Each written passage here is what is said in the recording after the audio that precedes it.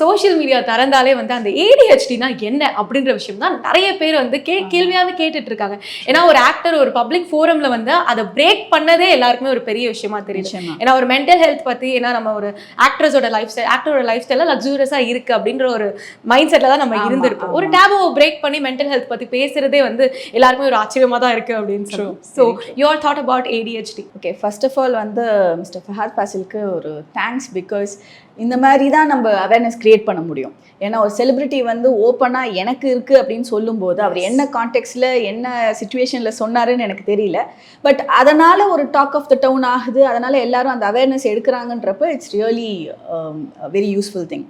First of all ADHD அப்படின்னா attention deficit hyper activity disorder. It's a neuro developmental disorder. It's a condition basically.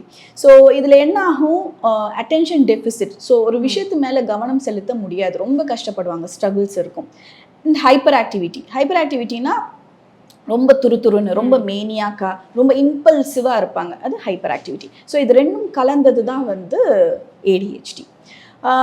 இது வந்து ஆக்சுவலாக அவ்வளோ பயப்படுற சில பேர் தம்ப்நெயில் போட்டிருக்காங்க, கொடூரமான நோயா பயமாக இருக்குது அப்படிலாம் அது ஒன்றும் கிடையாது. It's a very manageable issue தான்.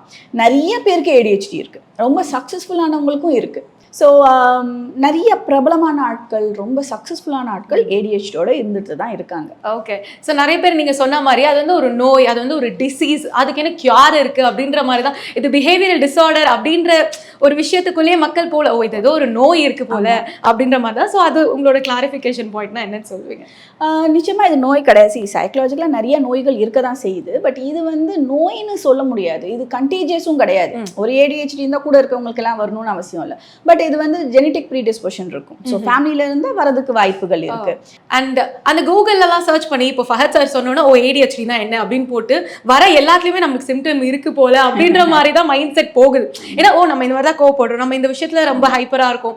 ஸோ அது 3 பேசிக் பாயிண்ட் இது இருந்தா நீங்க வந்து you are diagnosed with ADHD அப்படின்னா என்ன சொல்வீங்க மேம் நீங்க? What ever it is, self diagnosis is always not recommended. நீங்க வந்து இஃப் ஈவன் யூ டவுட், உடனே வந்து ப்ரொஃபஷனல் சீக் பண்ணுறது தான் நல்லது.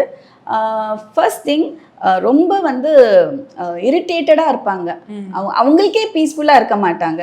ரெண்டாவது ஃபிஜிட்டியாக இருப்பாங்க, எதையாவது நோண்டுறது நடக்கிறது, அவங்க பிஹேவியர் வச்சு நம்மளுக்கே தெரியும் ஏன் ஒரு மாதிரி ரெஸ்ட்லெஸ்ஸாக இருக்குன்ற மாதிரி இருக்கும்.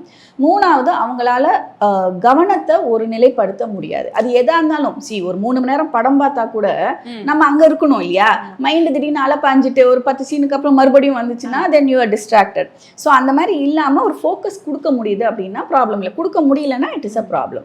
ஸோ ஏடிஹெச்டி பொறுத்த வரைக்கும் சில பேருக்கு ஏடிடி மட்டுமே இருக்கும், அட்டென்ஷன் டெஃபிசிட் டிஸார்டர் மட்டுமே இருக்கும், அதில் வெறும் கவன சிதறல் தான் இருக்கும். ஏடிஹெச்டி வரும்போது ஹைப்பர் ஆக்டிவிட்டியும் சேர்ந்து வரும். ஸோ அது எதுன்னு கண்டுபிடிச்சி ட்ரீட் பண்ணுறது நல்லது. அண்ட் இன் ஜென்ரலே வந்து இது இல்லைனாலும் எல்லாருக்குமே வந்து ஏதோ ஒரு ஏரியாவில் ஒரு ப்ராப்ளம் இருக்குன்னு வைங்களேன், அதை சரி பண்ணிக்கலாம். இப்போ இதுக்கு ஒரு பேர் கொடுக்கணும்னு அவசியம் இல்லை. ஸோ வெறும் ஆங்கர் இஷ்யூஸ் இருக்கவங்க அதை சரி பண்ணிக்கலாம், இதுக்குள்ளே வருதுன்னு அவசியம் கிடையாது.